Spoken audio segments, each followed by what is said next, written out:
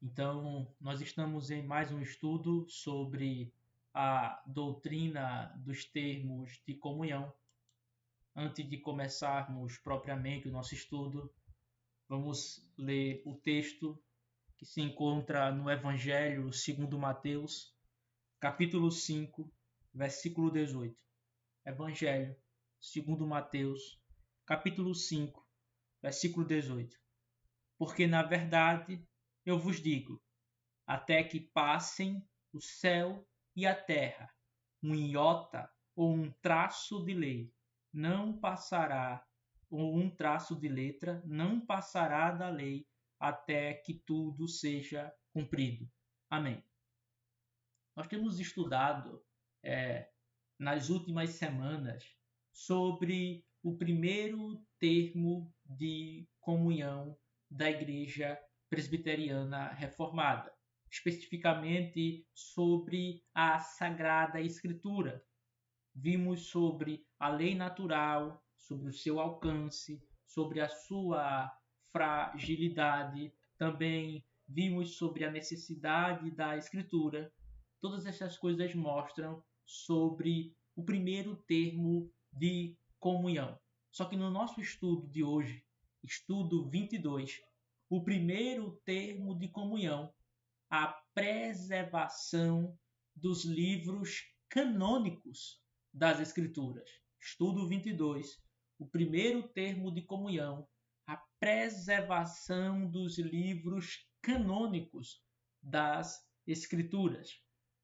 O nosso objetivo nesse estudo é entender uma questão que é muito séria para defendermos a perfeição e, posteriormente, a autoridade da Sagrada Escritura. Isto é, será que Deus preservou a sua palavra de tal modo que a Bíblia que temos hoje ela está completa, com todos os livros os quais o Senhor inspirou e deu ao seu povo, ou a Sagrada Escritura que temos hoje em nossas mãos, ela carece e está faltando algum livro a qual Deus anteriormente inspirou e deu ao seu povo.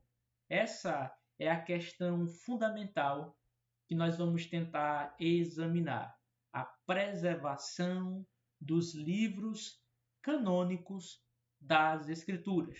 E como eu falei anteriormente, esse estudo ele é relativamente mais curto, porque não será possível juntar a parte da semana que vem, que é sobre outro tema, sem que esse estudo ficasse de hoje a semana enorme. Então esse é um estudo a qual iremos somente responder a seguinte pergunta: podemos afirmar que algum livro canônico pereceu ou se perdeu? Podemos afirmar que algum livro canônico pereceu ou se perdeu?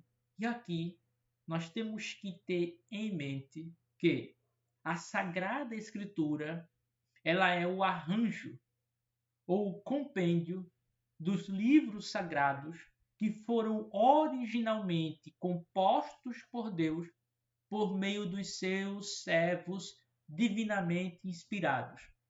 A Sagrada Escritura é o arranjo ou compêndio dos livros sagrados que foram originalmente compostos por Deus por meio dos seus servos divinamente inspirados. Romanos 1, 2. Epístola do apóstolo Paulo aos Romanos 1, 2. Que ele antes prometeu pelos seus profetas nas Santas Escrituras. O argumento de Paulo no seu prefácio aos Romanos é mostrar que o Evangelho, a qual agora ele pregara entre os gentios e entre os judeus, não é uma doutrina nova. O Evangelho não é uma novidade, não é uma invenção elaborada por algum grupo na Galileia. O Evangelho é fundamentado e prometido, predito, pré-anunciado pelos profetas nas Santas Escrituras. E o que nós devemos aqui ter em mente é que o apóstolo Paulo considera, principalmente aqui em seu contexto, o Antigo Testamento não como um compilado aleatório de livros, mas um compilado santo. Ele usa aqui o termo grafais agiais, que é justamente os escritos santos, ou as santas escrituras. O Antigo Testamento, ou a Sagrada Escritura em sua totalidade, não é como se eu pegasse vários recortes de jornais, ou de revistas, ou de escritos que alguém fez, e juntasse em um livro e dissesse: pronto, olha aí, esse livro. Não. A Sagrada Escritura é um compêndio inspirado. Deus não somente inspirou cada um dos livros em particulares, mas o juntou de forma autoritativa. O Evangelho, ele foi pré-anunciado pelos profetas. Aqui eles são como meios, a quais Deus usou para revelar sua palavra em qual lugar? Nas Santas Escrituras, que é o compêndio dos livros sagrados que foram compostos por Deus, pois Deus é o próprio autor primário, entregue por meio a causa instrumental, os seus servos divinamente inspirados. Só que Paulo diz que as escrituras são santas. A ideia da escritura ser considerada santa, porque nós falamos a Sagrada Escritura, as escrituras sagradas, a Santa Escritura, é que esse compêndio de livros, ele não é comum. Ele é um compêndio e um arranjo de livros separados dos outros livros. Ele não serve para fins meramente comuns, mas para assuntos que transcendem a realidade meramente natural. Segundo, porque as Escrituras Sagradas são livres de qualquer erro. A ideia de santidade da Sagrada Escritura é que ela é livre ou incontaminada. Não há nela mancha alguma, assim como em Deus, que é o seu autor, não há nele iniquidade ou mancha.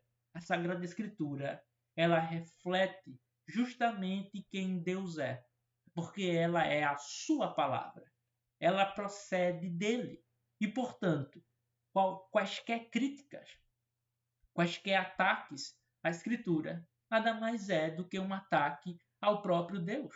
Agora, essa Santa Escritura, repito, não meros livros aleatórios, mas um compêndio, um arranjo desses livros sagrados, inspirados por Deus, dado pelos seus servos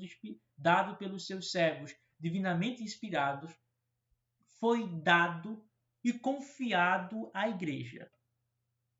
Deus deu esse livro, esse compêndio, esse arranjo à igreja e confiou à igreja a custódia, a guarda da Escritura. Para o quê? Para a instrução duradoura na verdade e salvação.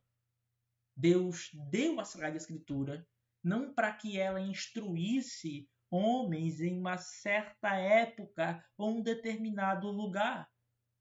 Tendo esses lugares ou essas épocas terminado, então a Sagrada Escritura irá perecer de forma alguma.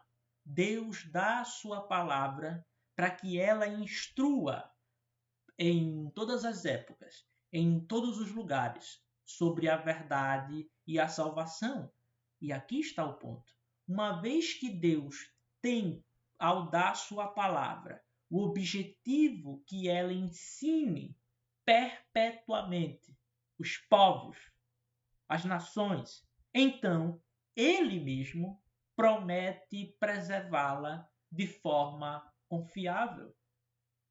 Se é o objetivo de Deus dar a sua palavra para instruir todos os povos, todas as nações, em todos os tempos, ele próprio é quem assegura que esse fim irá ser cumprido, que esse fim não cairá. Isaías, capítulo 40, versículo 8. Livro do profeta Isaías, capítulo 40, versículo 8. A erva seca, a flor murcha, mas a palavra do nosso Deus permanecerá para sempre. Aqui, no contexto de Isaías, isso diz respeito principalmente à promessa de Deus de livrar e consolar o seu povo. Enquanto nós, a igreja, tendo recebido a palavra, a lei e a promessa divina, temos a tendência de pensar que, devido às circunstâncias ao redor, que parecem contradizer aquilo que nos foi confiado, nós pensamos que a palavra do Senhor, ela caiu, ela pereceu, ela se perdeu, ela perdeu a sua validade. Só que o Senhor diz que a natureza é quem perece, a natureza é quem desvanece, é quem vai se deteriorar. Mas o que Deus disse, de modo algum. O que Deus disse a Israel há muito tempo que eles seriam consolados, só veio se cumprir muito tempo depois. Muitos anos depois. Mas a palavra do Senhor não pereceu. O que significa? Ela não se perdeu. O próprio Deus sempre preservou a sua promessa nas Escrituras, na boca dos profetas, para que o povo pudesse ser consolado, pudesse ser instruído nas verdades divinas. O que nós temos que ter em mente aqui, irmãos, é que o próprio Deus é o supremo defensor da sua palavra. Ele que deu a Escritura para consolar, instruir e guiar o seu povo na verdade, também prometeu preservá-la. Prometeu que ela deve permanecer para sempre, isto é, que todas as coisas inspiradas a qual o Senhor deu para o seu povo não podem se perder, não podem perecer. O que ele deu ao seu povo necessariamente irá perdurar, irá continuar. E por que isso é importante discutir? Porque os papistas acreditam erroneamente que a Sagrada Escritura está mutilada.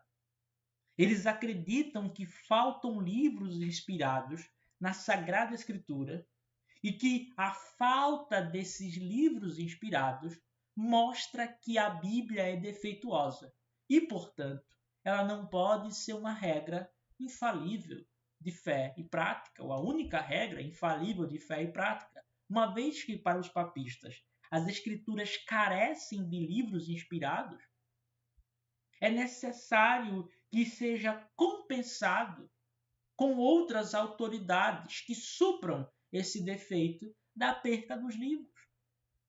Que autoridades, já vimos em outros estudos, mas iremos ver depois que autoridades eles colocam para suprir essa alegada falta de livro nas Escrituras. O magistério romano. Segundo, a tradição oral inspirada. Então percebam que o ataque romanista, ao dizer que alguns livros pereceram, nós não temos todos os livros inspirados, o Senhor não preservou a sua própria palavra, mas ele deixou que alguns livros que ele próprio deu à sua igreja fossem perdidos. Talvez nós pensemos, isso é um debate, isso é uma discussão meramente teológica, meramente das escolas, não é algo que importa para a igreja, de modo algum. Por quê? Admitir ou conceder esse espaço aos papistas é muito perigoso para depois alegar-se que a escritura não é perfeita, que a escritura sagrada é defeituosa. Então a questão fundamental que temos que examinar é o seguinte: será que a própria escritura, o próprio Deus falando em sua palavra, acredita que ou ensina que os livros que ele deu, inspirados para a sua igreja, podem ou possam ter sido perdidos? Será que Deus deu algum livro inspirado, alguma carta, alguma epístola inspirada e isso se perdeu? Não. Todos os livros inspirados que o Senhor deu jamais pereceram, jamais se perderam. Nós temos o cânon. O que é o cânon? É a regra, a régua completa. Não faltam livros canônicos sagrados. Essa é a posição que vamos defender aqui, que é a posição bíblica e também em termos de fé histórica majoritária da Igreja Reformada. Então, quais são as primeiras provas, irmãos, que podemos dar sobre isso? Que nenhum livro da Sagrada Escritura pereceu. Primeiro, o testemunho do nosso Senhor Jesus Cristo. Lucas 16, 17. Lucas 16, 17.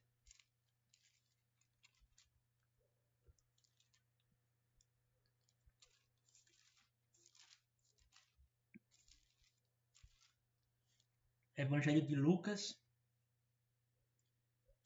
capítulo 16, versículo 17. E é mais fácil passar o céu e a terra do que faltar um traço da lei. Lucas, ele é mais enfático, ou ele é mais direto no que Cristo quer dizer aqui. Ou seja, que nada é tão durável e, se olharmos para a estrutura do mundo, nada é tão constante, tão perpétuo como a palavra de Deus. Não existe nada na estrutura criada que seja tão durável como a Sagrada Escritura. A Sagrada Escritura, em sua totalidade e em cada parte, é tão segura que eu posso olhar hoje para uma árvore que está em frente à minha casa, dentro da minha casa, e eu não tenho a segurança que ela estará lá daqui a 100, 200, 300 anos. Mas a Sagrada Escritura, sim. Eu posso olhar para um rio imenso, como o rio Amazonas, e ele pode secar-se. Mas a Sagrada Escritura jamais pode perecer. É mais fácil que a estrutura do mundo todo caia, os céus desabem e todo o universo seja envolto em uma confusão do que um traço, uma palavra da Sagrada Escritura se perca, morra, pereça ou não exista mais. Veja, irmãos, se nem mesmo a menor letra ou um tio não pode cair, então é impossível que um livro canônico pereça. Se Deus afirma que ele guarda até as menores partes da sua revelação inspirada, quanto mais um livro todo. Se ele não permitirá que as menores partes da lei se percam, então, argumentando do menor para o maior, nenhum livro canônico, a qual ele deu, inspirado para o seu povo, irá perecer. Primeiro a Pedro 1,25. 1 Pedro 1,25. Mas a palavra do Senhor permanece para sempre. E esta é a palavra que pelo Evangelho vos é pregada. O que o apóstolo Pedro está aqui argumentando é justamente parecido com Isaías 40 sobre a inconstância ou a morte que há nas coisas desse mundo. As coisas desse mundo são incapazes de gerar uma vida incorruptível. Mas segundo o apóstolo Pedro, no versículo 23, a Sagrada Escritura sim. E por quê?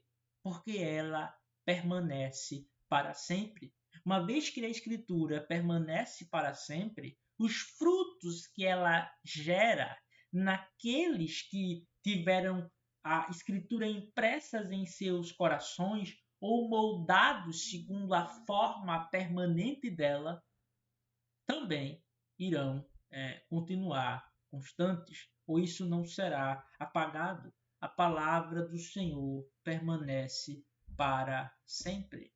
Nem um tio, nem a menor letra, nem o menor sinal, e muito menos um livro canônico pode perecer. Sim, todos os livros que Deus inspirou, nós temos aqui agora em nossas mãos. Nenhum livro pereceu, porque Deus quer, irmãos, que a verdade da doutrina seja preservada nos livros escritos. A doutrina está nos livros escritos. E, portanto, nenhum deles pode ter se perdido. Mateus 5, 17 e 18. Mateus 5, 17 e 18. Mateus 5, 17 e 18. Não penseis que eu vim destruir a lei e os profetas. Eu não vim para destruir, mas para cumprir. Porque, na verdade, eu vos digo, até que se passem o céu e a terra, um iota ou um traço de lei não passará, um traço de letra não passará da terra até que tudo seja cumprido. Mas nós iremos ver sobre esse versículo de maneira mais detalhada posteriormente. Só que qual é o argumento aqui, em resumo, de Cristo? Alguns judeus, ao ouvirem os discursos de Cristo, poderiam pensar o seguinte: ora, este mestre veio para destruir a lei, veio para destruir tudo o que Deus nos disse anteriormente. Alguns dos seguidores de Cristo poderiam pensar, de fato, agora há uma nova lei, há uma nova religião. Cristo disse de modo algum. Os meus ensinamentos não revogam a lei. Os meus ensinamentos não abolem a lei moral. Mas eles estão perfeitamente em conformidade com ela. Até porque Cristo é o próprio autor da lei. Então Cristo fala no versículo 18 que a lei, que as verdades jamais podem perecer. As verdades a qual o Senhor deu, elas jamais podem se perder. Mas a pergunta é: onde nós temos acesso às verdades das Escrituras? Ou às verdades doutrinárias? São nos livros das Escrituras. Como eu sei que Deus fez um pacto com Abraão e que nesse pacto Deus prometeu ser o Deus do Abraão crente e dos seus descendentes?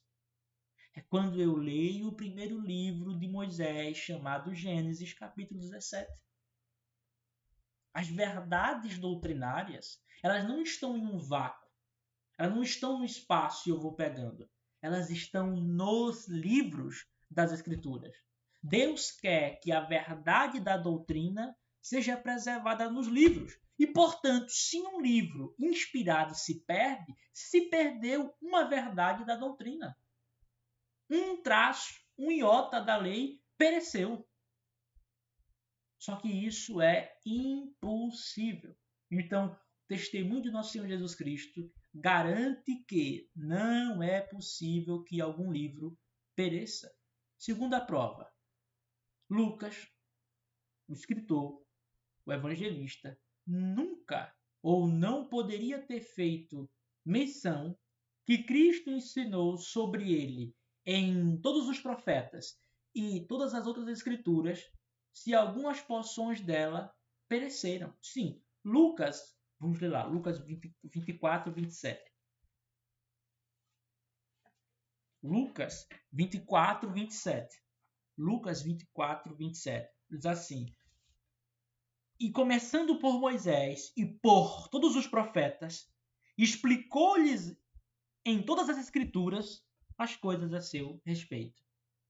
O que Lucas relata aqui é que o Senhor Jesus Cristo mostrou aos dois discípulos que estavam no caminho de Emaús, em toda a Sagrada Escritura, tudo o que dizia a respeito sobre o Messias. Messias esse também sofredor. Ora, se algumas porções das Escrituras pereceram, pensem o seguinte: se Deus deu livros ao seu povo em Israel, aos israelitas, e esses livros se perderam, e na época de Cristo eles não existiam mais, então Cristo não explicou em todas as Escrituras a seu respeito, porque lhe faltavam alguns livros. Mas isso é impossível. O que Lucas está pressupondo aqui, irmãos, é que Cristo tinha todos os livros que Deus inspirou, que Cristo tinha todas as santas escrituras, que na época do Senhor Jesus Cristo nenhum livro havia perecido.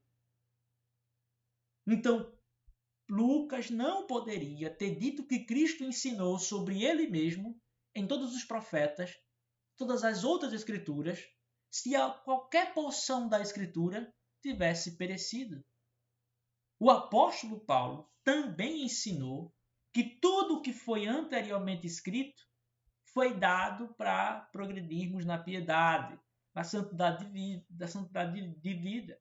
Só que isso não seria verdade, a menos que Paulo presumisse que todos os livros do Antigo Testamento ainda existiam.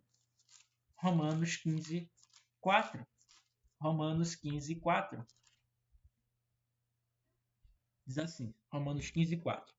Porque todas as coisas que foram escritas anteriormente para nosso ensino foram escritas, para que pela paciência e consolação das Escrituras tenhamos esperança. O que Paulo está dizendo aqui é o seguinte: as coisas que a Escritura diz sobre Davi, sobre Cristo, não confinam-se a ele. Vocês devem saber que a Escritura tem como seu uso geral instruir todos os crentes. Agora, observem o que ele diz: todas as coisas que foram escritas anteriormente. Tudo o que foi escrito anteriormente é para o nosso ensino. Isso não pode ser verdadeiro, irmãos, se algum livro se perdeu. Porque então haveria algo a qual foi escrito que não é para o nosso ensino, porque não temos mais o acesso. O que Paulo está pressupondo aqui é que não havia algum livro perdido, mas que toda a revelação de Deus dada aos santos profetas e a Moisés existia. E que tudo o que eles escreveram tinha e tem instruções, promessas, ameaças, ensinamentos e doutrinas que são úteis e aplicáveis aos cristãos. Paulo presume, toma como certo, que nenhum livro da Sagrada Escritura pereceu. E se nós vamos entender depois, o apóstolo, nem Cristo, nunca culpou e nem há nenhuma citação em todo o Novo Testamento da acusação de Cristo ou dos apóstolos que os judeus deixaram perecer algum livro. Os papistas, principalmente, defendem a perca de livros no Antigo Testamento. Só que se isso for a verdade, certamente deveria Cristo e os apóstolos terem denunciado. Podemos ver que Cristo e os apóstolos não denunciaram. E, portanto, não havia ou não houve perca nenhuma de algum livro da Escritura. Terceira prova que nenhum livro foi perdido: a providência divina. A providência divina mantém uma vigilância perpétua pela segurança da igreja. Ora, Deus, por sua providência espiritual, está protegendo a igreja. Só que não pode ser imaginado, pensado, concebido que Deus, que perpetuamente e especialmente guarda a sua igreja, deixaria ela ter sofrido a perda ou ter sofrido a grande perda do perecimento de um livro canônico. Ora, Deus, que é dito no Salmo 121, aquele que te guarda não dorme, o guarda de Israel não cochilará. Será que este Deus iria ter permitido que a igreja perdesse um livro canônico? De modo algum. Romanos 8, 28, o apóstolo Paulo diz o seguinte: e sabemos que todas as coisas trabalham juntamente para o bem daqueles que amam a Deus, daqueles que são de acordo com o seu propósito. O que Paulo diz é que toda a ordem da providência é guiada para o bem da igreja. Sim, Cristo tem o reino da providência para usar em submissão ao seu reino mediador.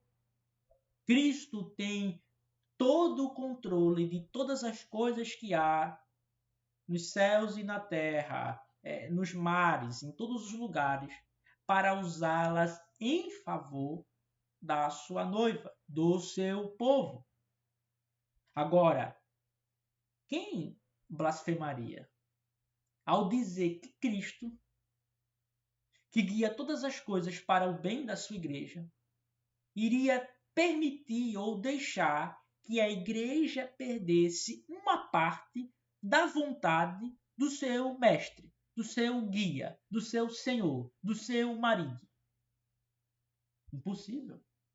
É um grande insulto, irmãos, contra a sabedoria, a bondade, o poder de Deus, que é feito por as pessoas que defendem que Deus, o nosso Senhor Jesus Cristo, deu à Escritura um tesouro tão precioso, algum livro canônico, algum livro inspirado, deu e revelou ele para a igreja, para depois o Senhor deixar esse livro se perder.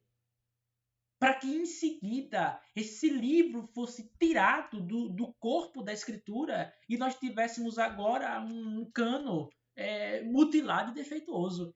Veja, é exatamente isso que as pessoas que defendem a perca dos livros canônicos estão dizendo. Reparem bem, Deus deu um tesouro muito precioso à igreja, algum livro sagrado. Só que em seguida, o próprio Deus deixou esse livro ser perdido. O próprio Deus que deu esse livro para a instrução do seu povo, um livro inspirado, um livro sagrado, um tesouro tão precioso que ele revelou, para depois o Senhor mesmo deixar perecer. E que tivéssemos agora um cano mutilado e defeituoso. Isso é um insulto a Deus, um insulto à sua sabedoria, que deu um livro precioso, verdadeiro e útil e depois retirou, como se Deus não tivesse considerado mais antes proveitoso. Nós temos Levítico cheio de leis cerimoniais e o Senhor nunca tirou ou nunca deixou perecer. É um insulto à bondade de Deus. Como se Deus fosse menos bondoso com uma geração da igreja do que com outra.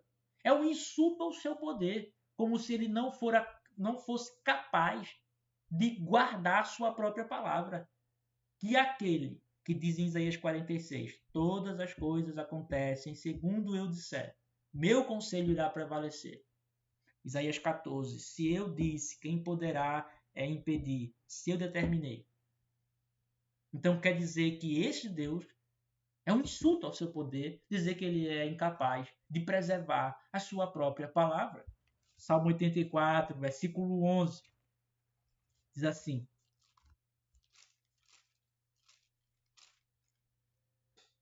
Pois o Senhor é um sol e escudo. O Senhor dará graça e glória.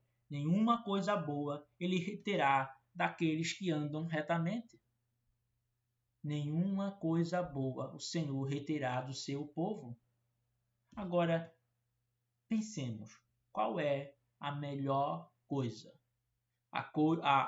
O bem mais precioso, o tesouro mais querido da igreja? A Sagrada Escritura. A Sagrada Escritura é o bem ou riqueza mais valiosa que o povo de Deus possui. Salmo 119, versículo 72. Salmo 119, versículo 72. Salmo 119, versículo 72. A lei da tua boca é melhor para mim do que milhares de ouro ou prata. A Sagrada Escritura, os seus consolos, as suas promessas, a sua lei, seus mandamentos, as suas ameaças, vale mais do que qualquer riqueza, multidão de pessoas, reinos que possam ser nos oferecidos. Se perguntarem para cada cristão qual é o maior bem que ele tem, ele dirá Cristo. Cristo revelado na Escritura, a própria Escritura. Se nós perdêssemos, irmãos, a Escritura, nós estaríamos em trevas absolutas. Se nós só tivéssemos a oportunidade de salvar uma coisa e o resto todo perecesse, e essa coisa fosse a Escritura, nós deveríamos salvá-la. Agora olhem e voltem para Salmo 84, versículo 11. Nenhuma coisa boa ele reterá daqueles que andam retamente. Qual é a melhor coisa? É a Sagrada Escritura. Deus nunca reterá. Deus nunca tirará do seu povo a palavra que ele próprio deu a ela para guiá-la, da sua igreja, para guiá-la, para ensiná-la sobre a salvação e a santidade. É impossível, irmãos, defender que algum livro pereceu sem blasfemar, sem insultar contra a providência divina. E esse é o argumento principal, um dos argumentos principais para defendermos que nenhum livro pode ter perecido. Por quê? Porque Deus promete guardar a sua própria palavra. Esse é também um argumento principal para calarmos aqueles liberais errôneos que dizem que os manuscritos da Bíblia foram tão corrompidos que não podemos considerar os manuscritos da Bíblia puros ou autênticos. Isso é falso. Isso é a visão meramente da realidade naturalista. Não. Há um Deus providente que não deixou nenhum livro perecer e que não deixou que os manuscritos fossem corrompidos a tal ponto que perdêssemos a sua palavra. Ele não somente deixou, mas os manuscritos, como confissão de fé, foram preservados pela sua providência, que são puros. Nós temos que parar de ter uma visão da realidade naturalista, como se não houvesse um Deus providente. Deus mantém uma vigilância perpétua para que a sua palavra seja preservada. Nenhum livro dela se perca, porque ele nunca reterá, ele nunca tirará do seu povo a Escritura. Nós podemos perder hoje a pregação do Evangelho. Nós podemos perder os sacramentos, estarmos destituídos de culto, mas a Sagrada Escritura, não. O povo diz, lá no Salmo, que não há visão, não há profetas, mas o povo ainda tinha a lei, o povo ainda tinha Moisés. Embora nós percamos as pessoas que nos ensinam por nossos próprios pecados, O Senhor não retém, o Senhor não nos deixa em trevas absolutas, nos tirando a sua palavra ou fazendo parte dela perecer. Quarta prova. A igreja que possui o dever religioso de preservar os livros das Escrituras que foram confiados a ela, nunca negligenciou esse encargo. Romanos 3:2.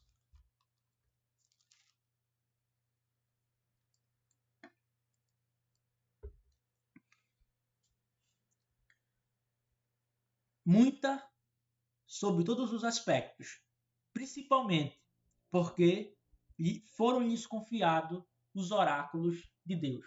Qual é o contexto aqui do apóstolo Paulo? Ele está argumentando sobre alguém perguntasse, veja, que proveito tem o judeu? Se o gentio é condenado e o judeu, mesmo tendo a lei, também é condenado, não pode se justificar pela lei, que vantagem tem em ser judeu? Que vantagem tem em ter sido escolhido por Deus? Paulo diz muita. Só que a principal que Paulo dá é o quê? Porque aos judeus, à igreja, foi-lhe dados os oráculos de Deus. Só que a palavra aqui foi-lhe dados, é confiados, é custódia. A ideia aqui é que Deus deu a escritura, principalmente as escrituras veterotestamentárias, para a igreja, para os judeus, para os hebreus, para que eles guardassem, preservassem e cuidassem. A igreja, irmãos, ela é protetora das escrituras.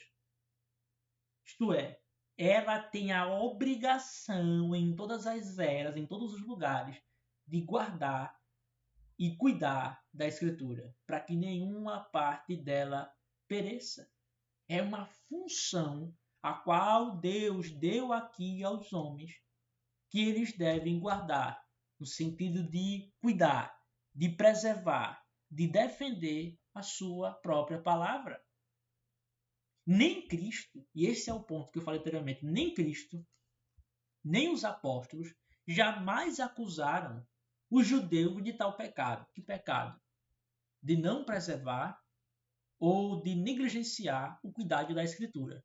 Embora os apóstolos e os judeus, os apóstolos e Cristo, condenassem os judeus por interpretarem mal as escrituras, por distorcerem as escrituras, por corromperem o significado delas, por minarem a força delas, os apóstolos e Cristo nunca denunciaram ou acusaram os judeus de deixarem perecer algum livro da Escritura. Na verdade, os judeus tinham um alto apreço em guardar as Escrituras, a tal modo que se alguém deixasse a Escritura, a Torá, a Tanaka, que é todos os livros, os profetas, os escritos, etc., cair, eles automaticamente já rasgavam as suas vestes se alguém deixasse a escritura cair ao chão. Nem Cristo, nem os apóstolos deixaria em silêncio, ou vai passar, deixaria como se sem notar, caso realmente eles tivessem deixado perecer algum livro. Cristo ou os apóstolos jamais teriam deixado passar em silêncio se os judeus fossem culpados de deixar perecer algum livro. O que na verdade nós vemos é que desde o cativeiro babilônico existiam cópias de toda a escritura. Vamos ver lá. Esdras 6:18. Esdras 6:18. Diz assim. Livro de Esdras, capítulo 6, versículo 18.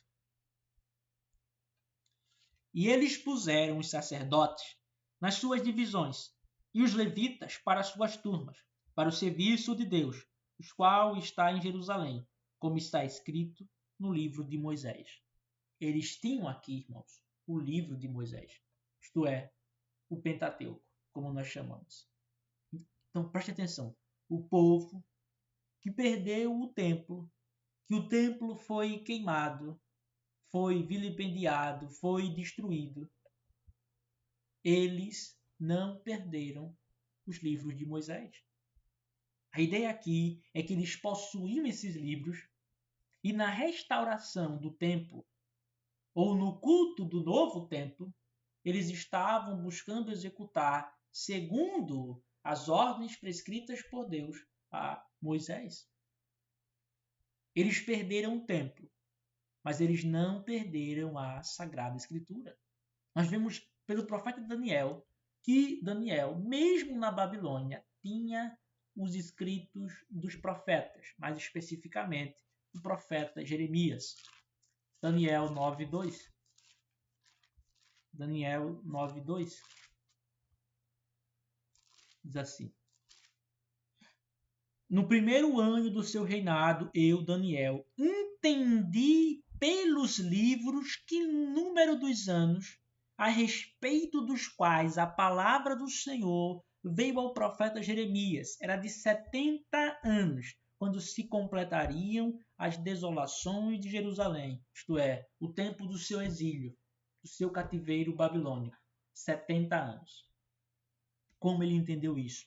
Lendo os livros, principalmente Jeremias. Daniel, irmãos, mostra que aqui, em sua época, veja, cativeiro babilônico, ele estando na Babilônia, tinha os escritos dos profetas, principalmente do profeta Jeremias. Então, se alguém pensar, depois do cativeiro babilônico, o templo foi destruído, os judeus foram quase dizimados, eles perderam o templo, não perderam a arca, perderam tudo, acabou-se a religião. Os livros tiveram que ser reinventados. Não. O que nós vemos pelo relato da própria Escritura é que, mesmo após o cativeiro babilônico, a igreja continuava tendo a revelação completa de Deus. A lei de Moisés e os profetas, que é a divisão comum que nós vemos lá no Novo Testamento sobre o Antigo Testamento. A lei e os profetas. A lei e os profetas. Então, e depois do cativeiro, poucos anos, ou cerca de 4 ou 5 centenas de anos para chegarmos no Advento ou no Novo Testamento.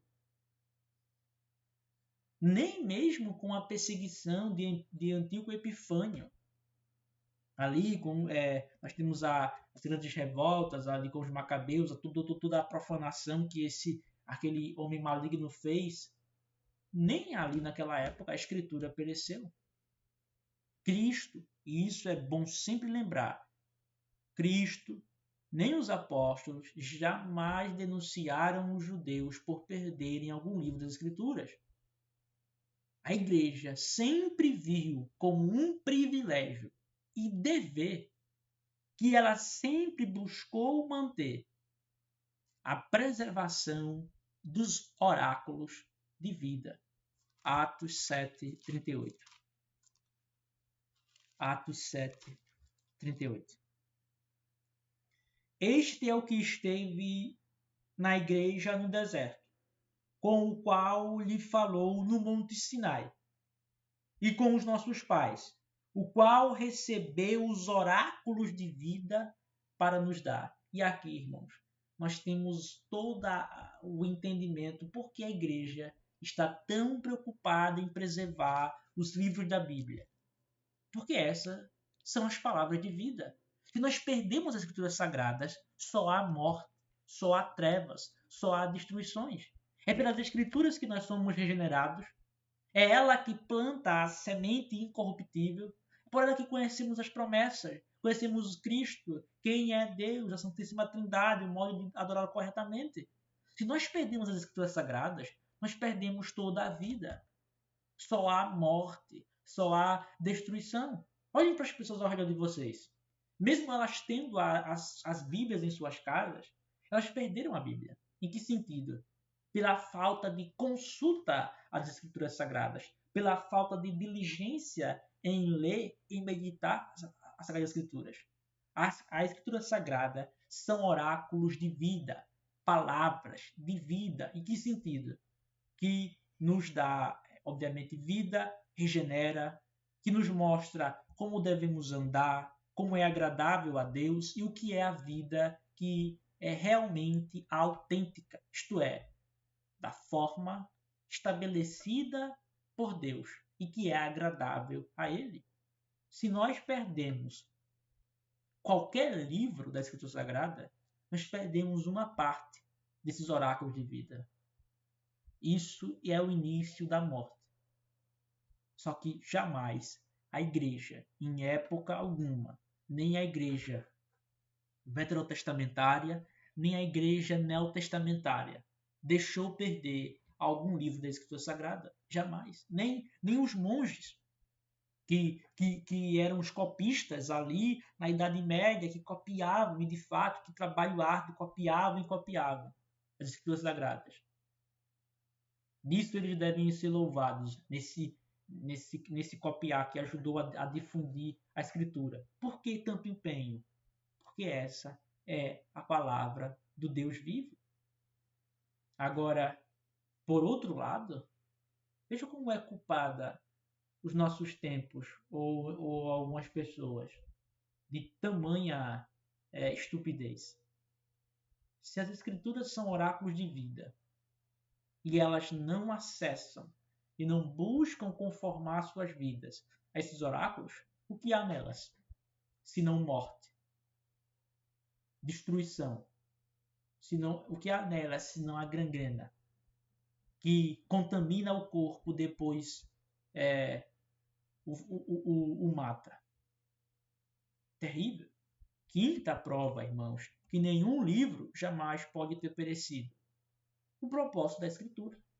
O propósito da Escritura é que ela foi entregue como um cano de fé e prática até a consumação dos séculos.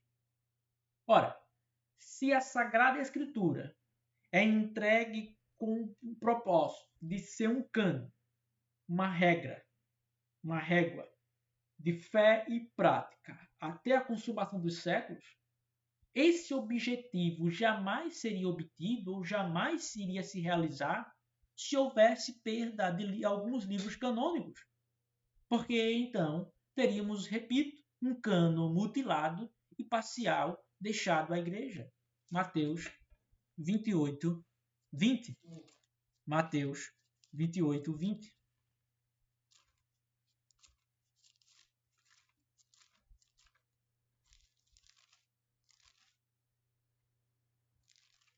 Diz assim: ensinando-os a observar todas as coisas que eu vos tenho mandado, e eis que estou convosco sempre, até o fim do mundo. Amém. O que Cristo mostra aqui é que tudo a qual ele tem ensinado, onde? Em seus ensinos, em sua palavra, deveria permanecer até o fim do mundo. Por esse versículo, junto com o 19, nós provamos a validade do batismo até o fim do mundo, assim como também provamos a perpetuidade dos ensinamentos de Cristo até o fim do mundo. O que Cristo ensinou irá permanecer até o fim do mundo. Nenhum dos seus ensinamentos será perdido. Nenhuma das coisas que ele ensinou nos evangelhos, que ele fez nos evangelhos, nenhuma de suas epístolas inspiradas, porque as epístolas de Paulo são a palavra de Cristo. A lei de Moisés é a palavra de Cristo. Os livros históricos são a palavra de Cristo. Os livros poéticos são as palavras de Cristo. Os livros proféticos são os livros proféticos de Cristo. Nenhuma dessas coisas será perdida. Isso é até o fim do mundo.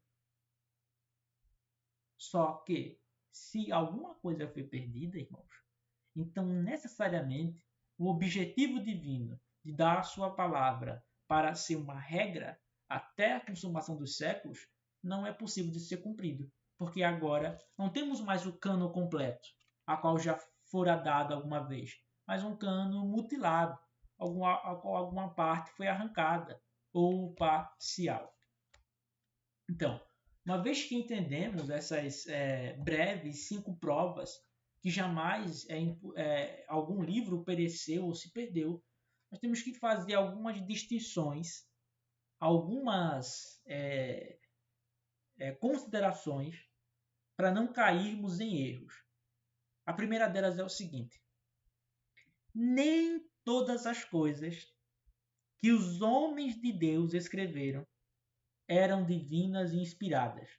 O que eu quero falar com isso aqui é o seguinte: um autor bíblico pode ter escrito um livro inspirado e divino, mas nem tudo o que ele escreveu, a parte desse livro, é também inspirado e divino. Por quê? Os homens santos, eles podiam estudar e escrever algumas coisas que vêm do cuidado histórico deles, da riqueza do conhecimento deles, e não da inspiração divina. Por exemplo, Salomão. Vamos ler lá. 1 Reis 4, 32 e 33. 1 Reis 4, 32 e 33.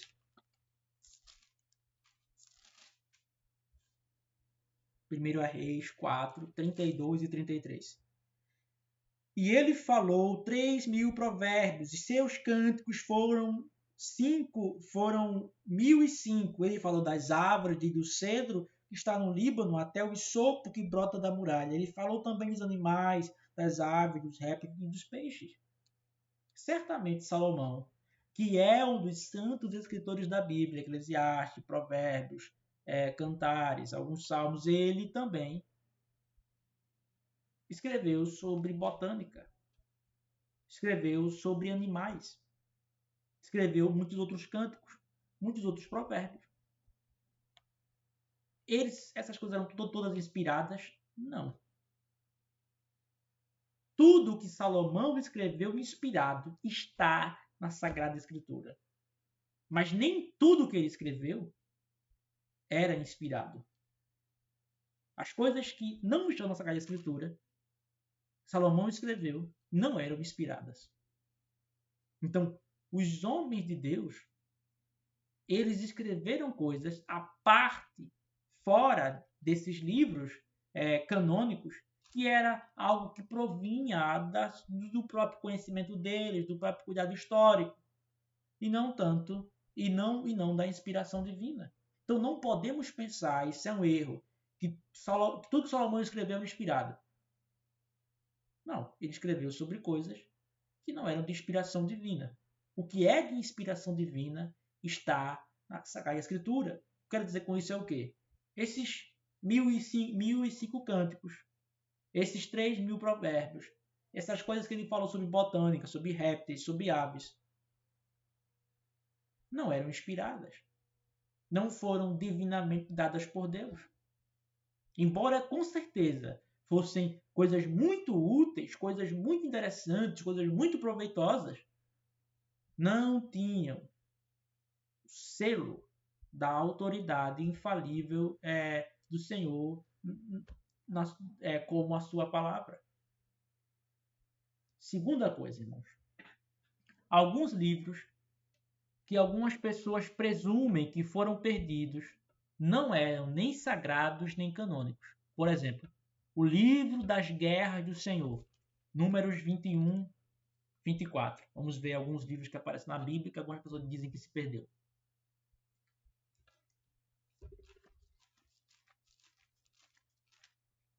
Números 21, 24.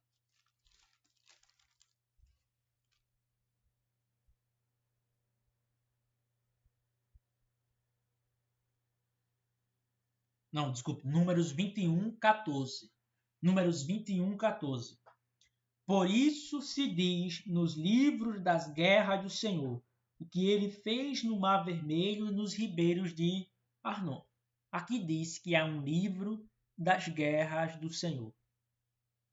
Alguém pode pensar, olha aí, irmão, um livro a qual nós não temos mais acesso. Um livro que se perdeu.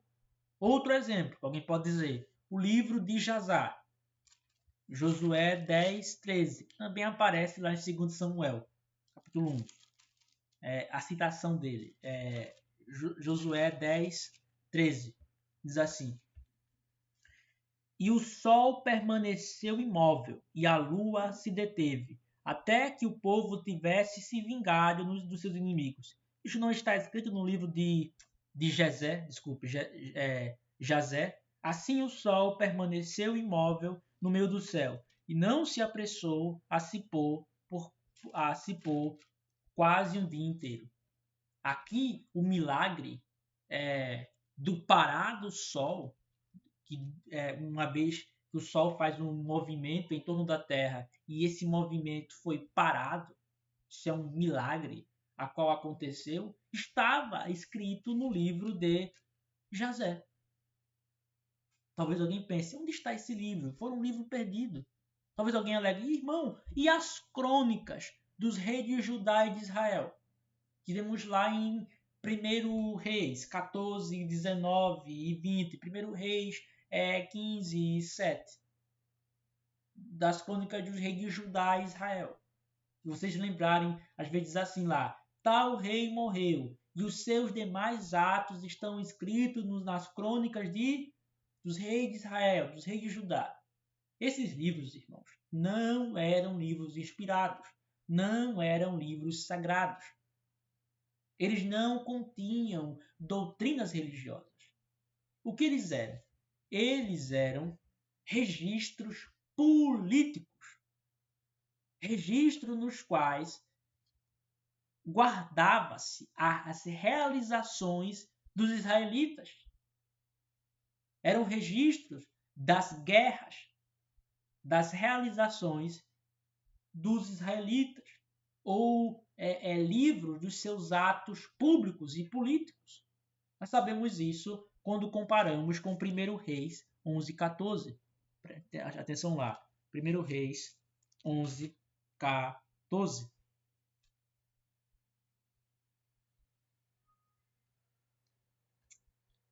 Não, é 1 Reis 11:41, desculpa, 1 Reis 11:41. E o restante dos atos de Salomão e tudo o que ele fez e sua sabedoria não estão escritos nos livros dos atos de Salomão? O que isso mostra? Que Israel, como povo, como nação, registrava os atos de seus reis, as suas vitórias, as suas controvérsias políticas, em livros. Esses livros são citados nas Escrituras como registros históricos, políticos, de realizações, como material histórico, não material inspirado, não material sagrado, religioso. Por exemplo, para quem gosta de bibliotecas, já foi na biblioteca, se pesquisar bem, vai ver que algumas bibliotecas têm várias coleções dos debates do Congresso, da Assembleia Constituinte. Tem lá um monte de calhamaços, livros bem grossos com debates da Câmara dos Deputados, dos senadores. Então, essa é a mesma ideia do que acontece aqui na Bíblia. É justamente o registro dessas coisas. Do que o rei Salomão fez, do que o rei Asa fez, do que o rei tal fez, quais foram as guerras que ele levantou, quais foram as realizações que ele alcançou. Normalmente os povos e as nações têm esses registros. Assim, Israel também tinha. Eles são citados na Escritura não como material sagrado, repito, inspirado, religioso, mas como fontes históricas. Agora, terceiro, Paulo não diz, isso é um erro das pessoas, que houve uma epístola dele aos laodicenses, aos crentes de Laodiceia. Vamos ver lá Colossenses 4:16.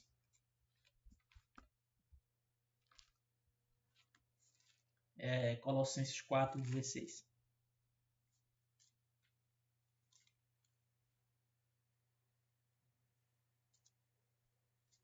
Diz assim. Colossenses 4:16. E enquanto esta epístola estiver sendo lida entre vós, que esteja lida também na igreja de Laodiceia, e também a epístola de Laodiceia. Algumas pessoas erroneamente dizem o seguinte: olha aqui, a epístola de Laodiceia. Ora, existia uma epístola que Paulo escreveu aos Laodicenses. Essa epístola foi perdida. Não, porque Paulo fala aqui de uma epístola original, Equilaudiceias. O que significa isso? Uma epístola que vem no sentido de origem, cuja origem é Laodiceia, que Laodiceia fez. É como se eu falo assim, ó, isso vem de João, ou seja, João criou, João é a fonte. A preposição que está em grego é que é de, é o nosso de fonte, de vem de Laodiceia, ou seja, eles escreveram. Paulo não diz pros, Laodiceia, que é a Laodiceia. No original não está, e nem aqui no nosso próprio texto, não está a epístola a Laodiceia, como é a epístola aos Colossenses, a epístola aos Efésios, mas a epístola de, isto é, que os laodicenses escreveram. O que Paulo desejava era o quê? Que a epístola dos laodicenses, porque tinha algumas coisas boas, também fosse lida entre os colossenses. Somente isso. Não era uma epístola inspirada, não era uma epístola de Paulo, era uma epístola que os laodicenses escreveram e que Paulo achava bom que fosse lida também pelos colossenses. Só isso. Também é falso dizer que, como algumas pessoas entendem, que Paulo escreveu uma carta inspirada aos Coríntios e ela foi perdida. Algumas pessoas tentam derivar isso de 1 Coríntios capítulo 5, versículo 9. Diz assim, 1 Coríntios 5, 9. Eu vos tenho escrito por carta, para não vos ajuntardes com fornicadores. As pessoas falam aqui, ó, Paulo já tinha escrito antes. Não, irmãos. A ideia aqui como bem mostrou alguns antigos, não é que Paulo escrevera uma carta anteriormente, mas é que eu vos tenho, estou escrevendo por esta carta. Não vos ajuntai com tais pessoas. Paulo está falando aqui da própria carta aos Coríntios e não de outra, como se houvesse outra carta inspirada a qual se perdeu. Todas as cartas inspiradas de Paulo estão na Sagrada Escritura. E por último, a Escritura não menciona nenhum livro de Enoque. Isso é falso. É incrível como algumas pessoas dizem ser reformadas, talvez porque elas são extremamente leitoras de fantasias ou de folclore e se interessem mais por histórias de conto de fada. Essas pessoas elas dizem que há na Escritura um livro de Enoque, que a Bíblia fala sobre um livro de Enoque. Não. A Bíblia fala da profecia de Enoque. Mas lemos que ele profetizou, não que ele escreveu. Judas 14. Judas 14.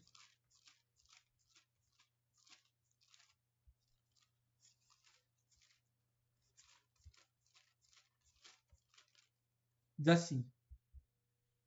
E também Enoque, o sétimo depois de Adão, destes profetizou, dizendo: Eis que é vindo o Senhor com 10.000 de seus santos.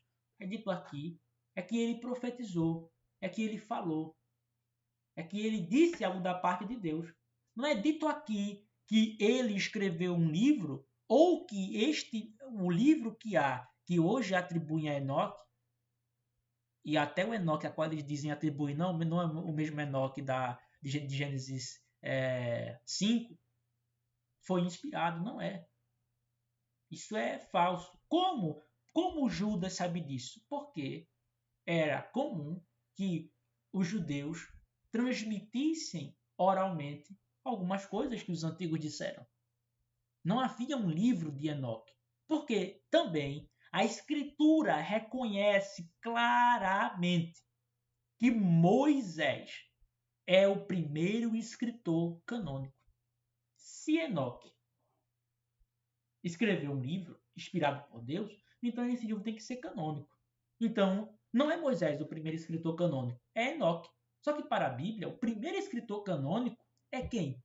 É Moisés. Lucas 24, 39.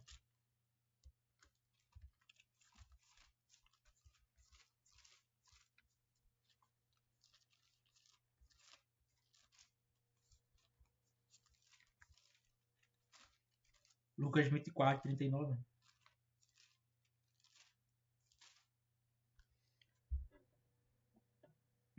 Desculpe, Lucas 24, 44. Lucas 24, 44. E ele lhe disse: Estas são as palavras que eu vos falei, estando ainda convosco, que era necessário que se cumprisse todas as coisas que foram escritas a respeito de mim na lei de Moisés e nos profetas e nos salmos.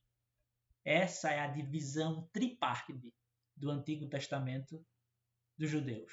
E que Cristo aqui cita e Cristo concorda. Aonde começa as escrituras canônicas? Na lei de Moisés. Os escritos de Moisés. Moisés é o primeiro autor canônico. Enoque não escreveu nenhum livro algum canônico. Não é um livro inspirado. Não é um livro que Deus deu, que é canônico, que Deus deu para instruir a sua igreja.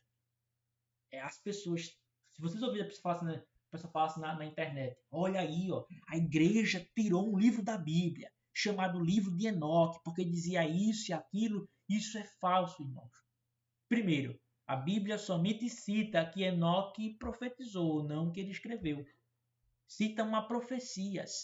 Se essa profecia está escrita exatamente neste livro que atribui a Enoque, muito provavelmente é porque leram Judas ou outras coisas que circulavam entre os judeus e colocaram nesse livro posterior.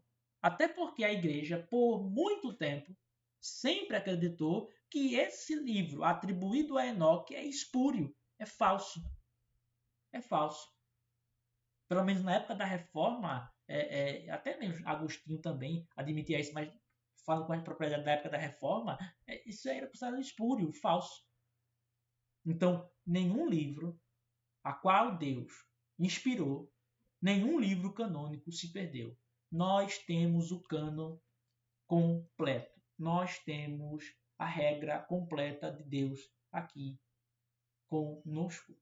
O Senhor prometeu preservar a sua palavra. Nós temos o tesouro completo. Nós temos o tesouro inteiro. Não mutilado, não parcial, mas total. Amém. Há alguma dúvida? Alguma pergunta?